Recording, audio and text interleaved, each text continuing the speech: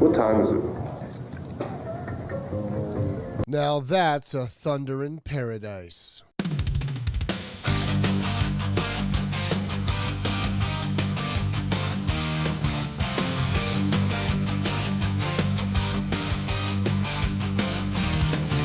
Speedboats, time grabber, Navy SEALs on the deck, fighting crimes and all the others.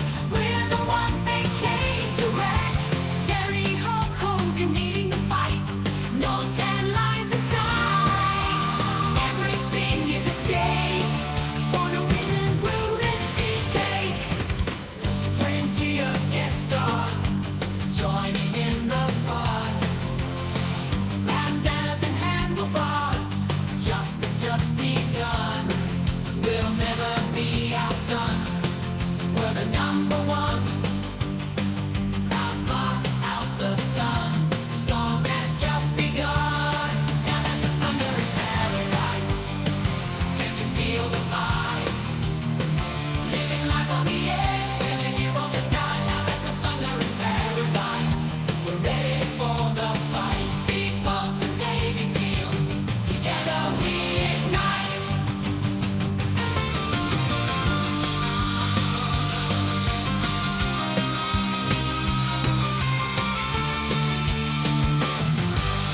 Hey there, sports fan. My name is Kit, and this is Now That's What I Call Wrestling, the good, bad wrestling show. We are once again picking up the mantle, continuing our coverage of Hulk Hogan's War on Acting with Thunder in Paradise, Episode 7. We are plowing through, and listen, you don't even have to watch the old ones if you want to just hop in now. That's fine. I'd go back and watch them at some point, but we're going to catch you up because this is the second half of a two-parter, but it doesn't matter because we're going to show you right now, last time on Now That's a Thunder in Paradise. And that's basically all you need to know. So let's go.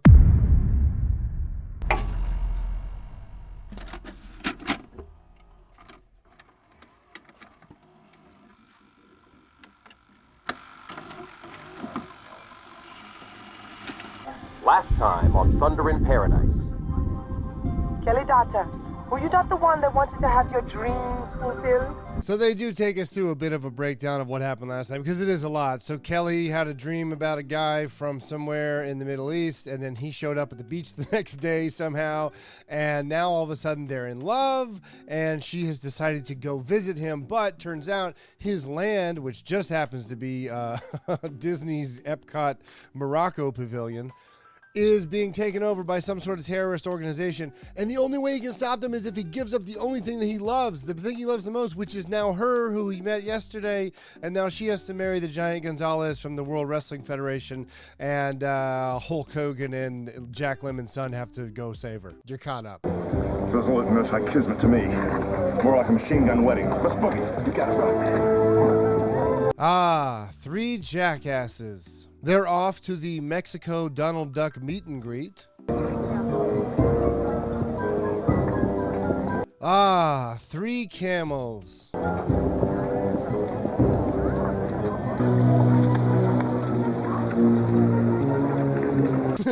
No one will see me behind this pole, dude.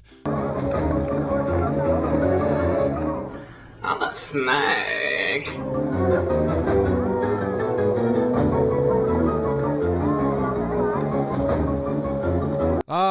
Three houseplants. I do somehow think it would have been less conspicuous if they just walked up normally, just standing straight up. If they just grabbed a clipboard and pretended like they have something to do there, they would have been less noticed than this. The real trick to sneaking is just running from pose to pose. Your wine, sir. What a polite way to hold a machine gun. That rug ties the room together, does it not?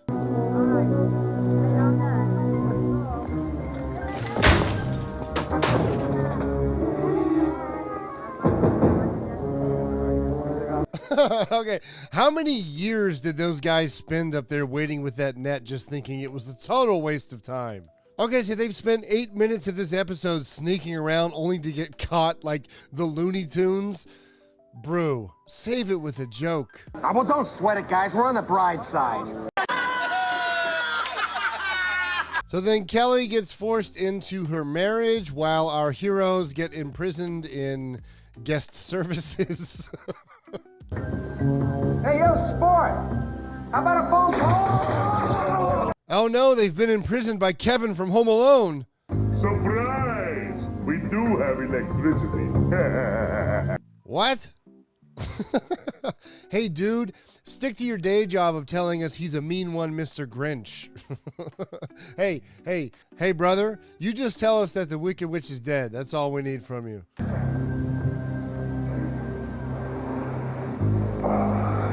Oh, guess we better make love, brother. I like how Hulk Hogan's bandana is never affected by any of this action. You got any aspirin? Tylenol.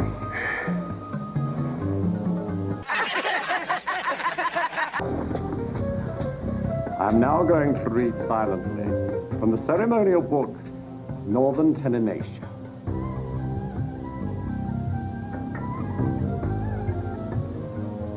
Silent reading action.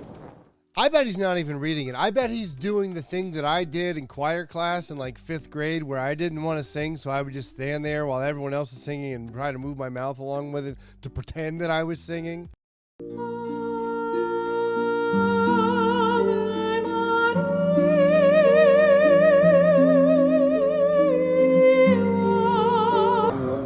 What time is it?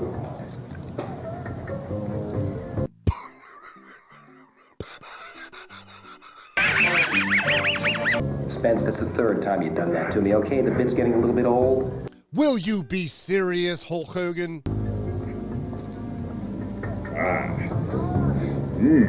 Very nice. Are they? Are they great? Hey. Yo, sports fan. Sports fan. We finally found him. Hey there, sports fan. He doesn't like noise when he eats. Okay, hey, it's none of our business. I imagine they... Hulk Hogan giving us a real comedy class here, a real master class education. Hey, for free. So Brew tries to tell brother on the outside that there's something called trichondinosis in the area that hides in rice and freaks him out. It's all a big ploy to try to get his food. The animal lays its eggs in the food. You eat the food goes into your stomach, the eggs hatch in your stomach, and, Ever seen the movie Alien? Oh, I hate that movie. Shame to waste good food like that, especially when there's a simple test to see if there's anything in there. Yeah, if your hand's bigger than your face, you have trichondinosis. Okay, let's have a look-see. You're in my life? Voila. Voila, stole this from Chipotle. Trelawney's hot sauce. A lovely year. Yeah, he probably won't notice and will just eat the whole thing and have funny tummy problems. Have a nice lunch. Yep, just walk backward, nice and natural, dude.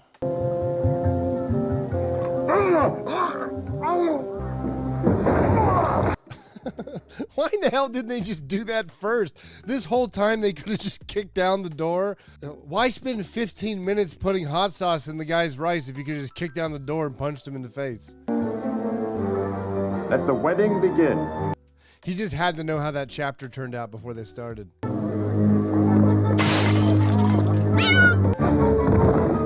It's raining men, hallelujah.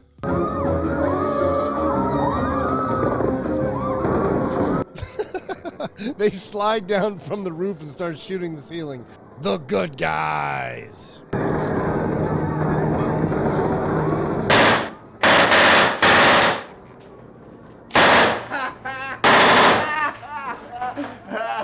Okay. Losing his mind. And I'm reaping all the benefits.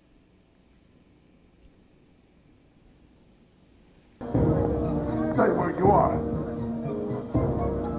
My bottle. Yeah, it's his bottle, baby. You're just sucking on it. Yeah, so Hulk Hogan and Giant Gonzalez fight for a while, and it's just kind of basically the same thing they did in like the second episode, first episode, whatever it was.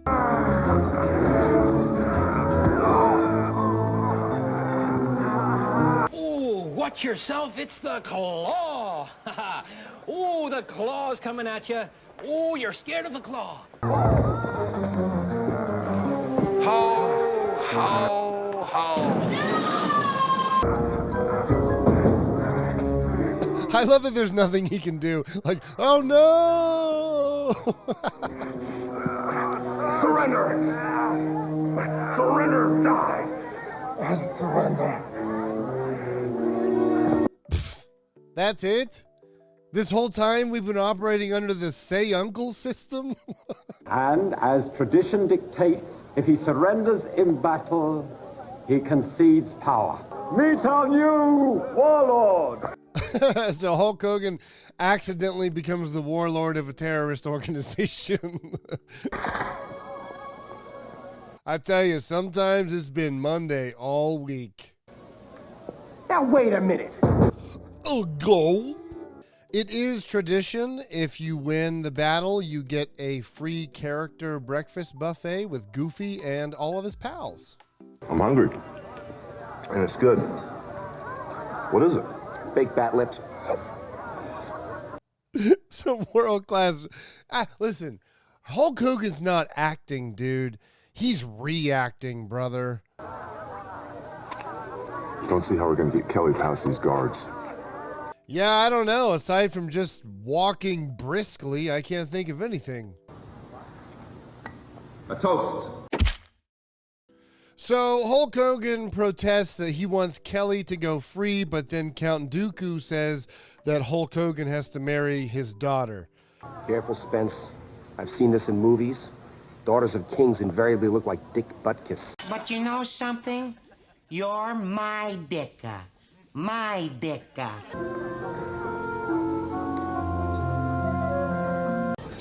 Oh my God! Spence, wake up and smell the tabbouleh. This is not an option. She passes the sniff test, brother. You will be in charge of all the ladies in waiting. You will bathe them, sleep with them, rule over them. They will obey your every wish and command. Yeah, it's a shame. It was at that exact moment that Brew had a stroke and died. But it turns out Brew's last vision as he exited this mortal coil was of dressing up like Toad from Super Mario and having sister wives. And then we get about a 3-minute music video with a song that will most definitely get a copyright claim and is not worth it. And Brew thinks he's about to live out his greatest fantasy, which is dressing like Jambi the Genie and getting rubbed all over by all the Jasmines from Epcot. But there's a catch. We must make sure you are absent of temptation, that our women remain pure. How are you going to do that?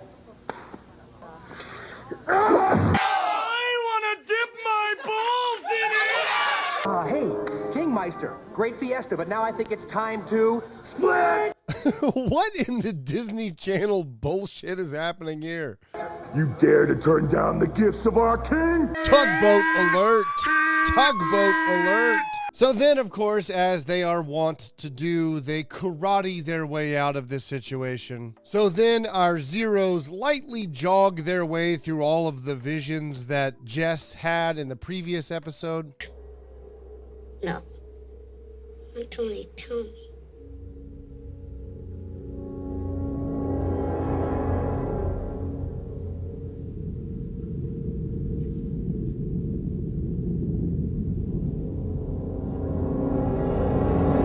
All work and no play makes Jack a dude, brother.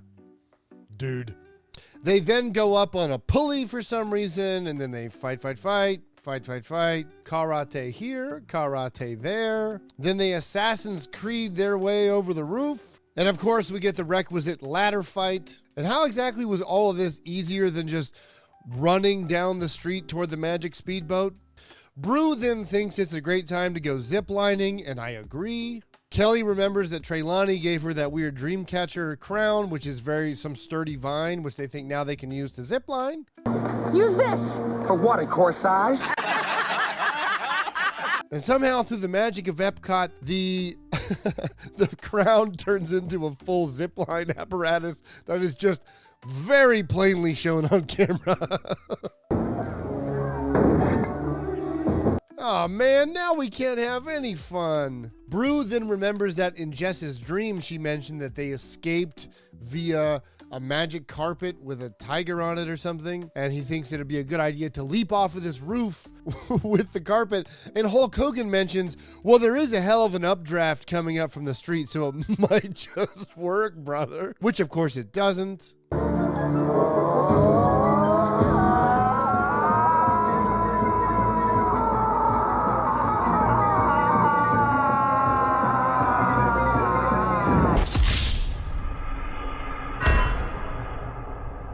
But they survived because comedy. Last time I listened to you. Kelly then breaks her hand on her ex-fiance's face. Just one last ledge fight for the road. Let's go. And then this guy scoots by like a GoldenEye character. And even though he was defeated in battle, Giant Gonzalez is back now in charge of everything for some reason that was never explained. And a lot of this we saw in the dream sequence from the last episode. So they start firing off this artillery, and Brew keeps saying that the computer's wrong because the computer wants to shoot a missile at some like ammunition depot or whatever. And he's like, why would you do that? Why would you do that? And he wants to go to manual mode. Dude, he wants to use the Force. But that's what killed them in Jess's dream. But Hulk Hogan says, you can change a dream. 3, 2, abort that! Abort that! Give me computer launch! But this time, Brew decides to listen to the magic school bus, and it's successful, and hundreds of men catch on fire. America. And with a job well done, it's merely a 7,000-mile speedboat ride back to Clearwater, brother. They then decide to casually mention that the Thunder, the boat, has what they call hyperspeed. They just toss that in. At one point on the way back to Cocoa Beach, they shear right through a Royal Caribbean cruise liner. Meanwhile, back at home, Treylani is playing some sort of rodeo-based board game with Jess. I assume they've just been doing this for like 3 straight days. You're lost in the swamp. Now, if you've been paying attention, you could have entered the rodeo at Cheyenne. You're never going to make it in the big-time rodeo, kid. All that stuff I told you came true? You flew on a magic carpet? Well, we took a little trip on one. Have a nice trip. See you next fall. Now, come on, Jess. Let's get down and see who's going to win this here rodeo. Paying the people who give us the seeds and the dirt. The next day at the bar, nobody shows up, and Kelly thinks that maybe everyone's mad at her because she had to make them all come and rescue her because she fell in love with that guy she had a dream about one time, and everyone told her not to go. And then out of nowhere, everyone just takes out a bunch of white roses because I guess in the first episode there was a white rose in like the Love music video, and so now I guess maybe they all watched the last episode and saw that if you remembered that this would tie in, and now everything's fine. I guess it's kismet that you're here with us. A toast! You're the greatest set of gams on the beach. Good to have you back, honey. Hey! And Brutus the Barber Beefcake drinks a flower.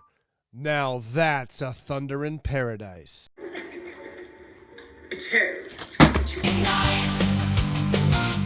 speedboat time. Brothers, Navy SEALs on the deck, fighting crime to know the others were the ones that came to wreck. Terry Hulk Hogan leading the fight.